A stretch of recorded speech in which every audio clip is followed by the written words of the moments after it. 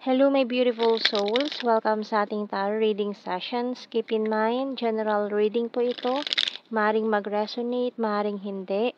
Kunin nyo na lang po kung para sa inyo and leave the rest.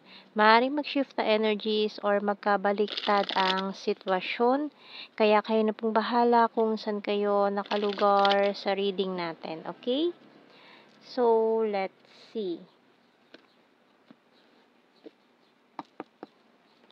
So we have here the Knight of Pentacles and this Five of Cups.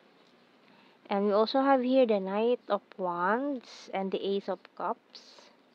And this is Ten of Swords. Ooh, Ten of Wands. And the King of Pentacles and the Tower. Ouch. Okay, so may mga completion na mga nangyari dito. Ending ng mga cycles, maring karmic cycles ito. Or if you're dealing with this twin flame.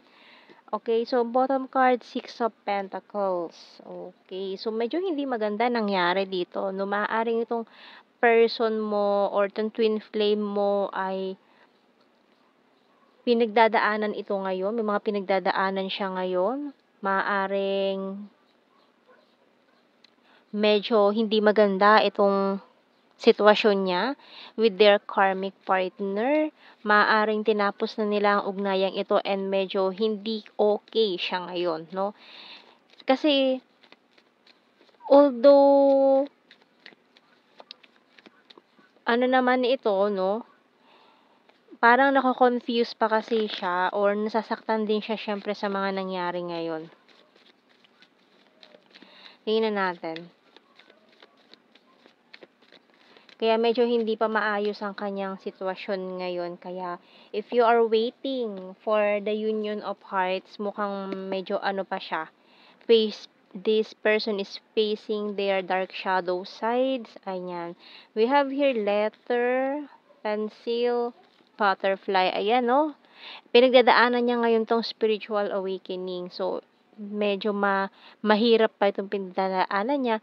Although, pinagdaanan mo rin naman to, lalo na sa mga divine feminine sa atin, na mas nauuna na magkaroon ng awakening bago ang kanilang mga divine masculine.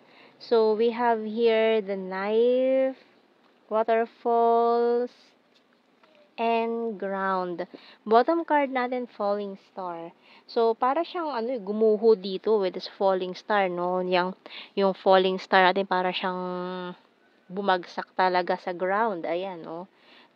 Para siya nag-i-start from scratch ngayon, from zero, ganyan, from the top. Para magsisimula na naman siya ng panibago.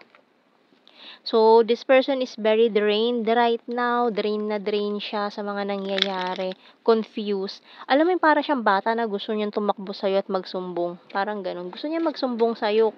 Inaaway siya. Ganun. Parang ikaw yung motherly figure na gusto niyang takbuhan ngayon. Na gusto niyang hingan ng tulong ngayon.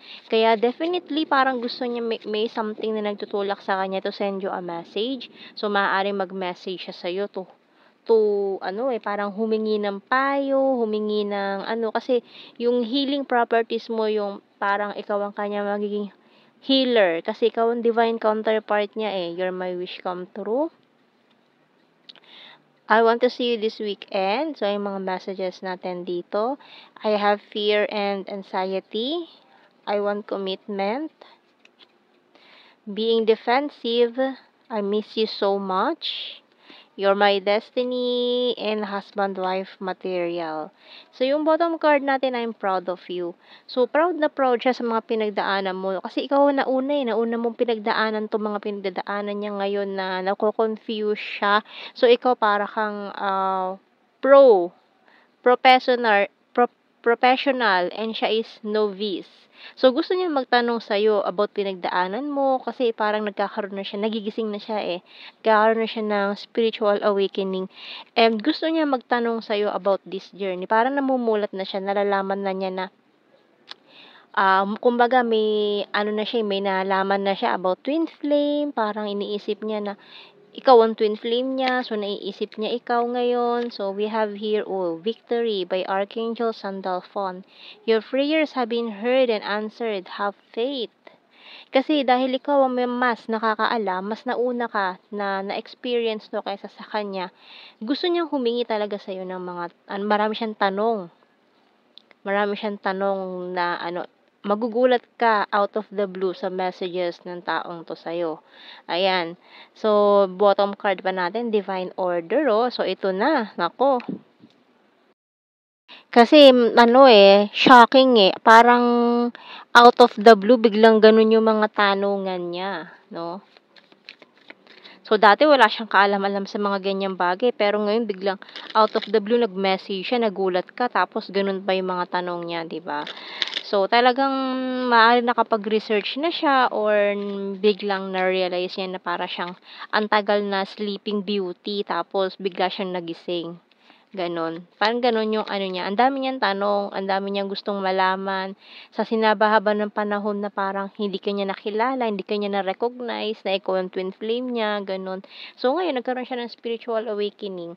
Marami siyang gustong malaman, itanong sa'yo na paano mo pinagdaanan yun? Paano mo nalampasan yung para kang ano, nasa bingit ng something na hindi mo maintindihan, para ka nasa kawalan, gano'n. So, tatanungin ka niya, 'no? I wish things could be different, finding out the truth crushed me. So, ito siya ngayon, nung nalaman niya yung totoo, para siyang nawawala, para siyang tupa, nawawalang tupa. So, we also have here, I feel you leaving me behind. I wonder if you're happy without me. We both know I'm not the one for you. I hide behind material things. It was my fault, but I blamed you, and I hope that you can forgive me one day. Bottom card, I know I was a distraction from your pain. Okay, so kuha tayo ng initials natin dito. Letter H. F. W. L. I. Y. YUNMV. Okay, bottom card, letter S. Ayan, ang ating mga initials. And then, kuha tayo ng blue card natin dito. We have here, acceptance,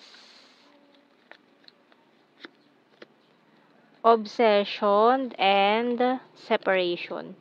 Okay, so medyo matagal na rin tong separation nyo Kaya parang hindi mo na ina-expect na magme-message pa siya sa'yo. Pero ayan, bigla siyang diyan, biglang tutunog yung messenger mo or text message or a call or kung ano man tong message na ibibigay niya sa'yo na talagang hindi mo inaasahan.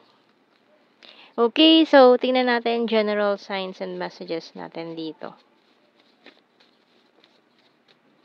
We have here, full of charisma, lake, September and May, long distance, number 2, February, shy at first, caring, city, hilarious, August 10, maring August 10, Cancer sign, funny, number 4, weird, and need more signs.